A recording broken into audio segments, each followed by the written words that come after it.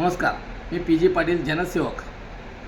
आज पारोळा तालुक्यातील शहरातील सर्व युवकांना विनंती करतो की आपण बघत असेल ह्या वर्षी उन्हाळ्याचं तापमान मोठ्या प्रमाणावर होतं।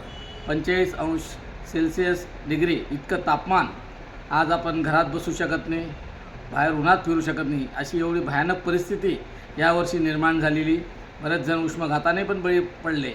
म्हणून माझी सगळ्या युवा मित्रांना विनंती आहे की आपण बघत असेल शासन सांगतं 2 कोटी झाडं लावू, 3 कोटी झाडं लावू। आज आपण बघत असेल शासन डेव्हलपिंगच्या नावावरतीच डेव्हलपिंग होत आहे, मान्य आहे, पण बरेचसे झाडं लाखो झाडं आज तोडण्यात आलेले आहे। पण यासाठी नुसतं प्रशासनच नाही तर आपण स्वतः काळजी घ्यायची आहे। शेवटी सर्वांना एक विनंती आहे, एक झाड स्वतःसाठी ही आपल्याला पारोळा तालुक्यात शहरात संकल्पना राबवायची आहे। प्रत्येकाने आपल्या दारापुढे जागा असेल तर 1 झाड लावा, 2 झाड लावा।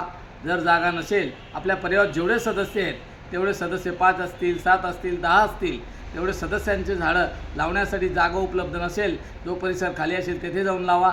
शेत असेल तर शेतात लावा। आणि ज्यांनी जास्तच लावले तर खरोखर त्याचं आपण अभिनंदन करू, कौतुक करू, कारण की आज ही काळाची गरज येऊन ठेपलेली आहे। आज आपल्याकडेच 45 आज आपलं एवढं टेम्परेचर आहे, उद्या भविष्यात 46, 47, 50 जर झालं तर जगणं मुश्किल होऊन जाईल, अशी परिस्थिती निर्माण झाली आहे। म्हणून सर्वांना विनंती आहे, आपण सगळ्यांनी संकल्प करूया, 1 झाड स्वतःसाठी। आपण स्वतःपासून सुरुवात करूया। आंब्याचं लावा, लिंबाचं लावा, जिथं पाणी कमी असेल तिथं लिंबाला पाणी कमी लागतं। आंबे लावा, आंब्यापासून तुम्हाला म्हणजे कैऱ्या मिळतील, सर्व फायदा होईल।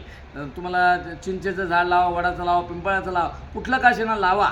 आता काही माझ्या मित्रांनी, आज मी बऱ्याच ठिकाणी फिरलो, बऱ्याच मित्रांनी सुद्धा शब्द दिला की पहिला पाऊस पडू द्या, आम्ही 5-5, 6-6 फुटी झाडं लावू आणि जगू, असे बऱ्याच जणांनी शब्द दिलेला आहे। आपण असंच जर उपक्रम राबवला, आपल्या तालुक्यात पूर्ण हिरवगार करूया। सुरुवात आपले स्वतःपासून करूया, हेच सर्वांना एक विनंती करतो आणि संकल्प करूया। जय हिंद, जय महाराष्ट्र।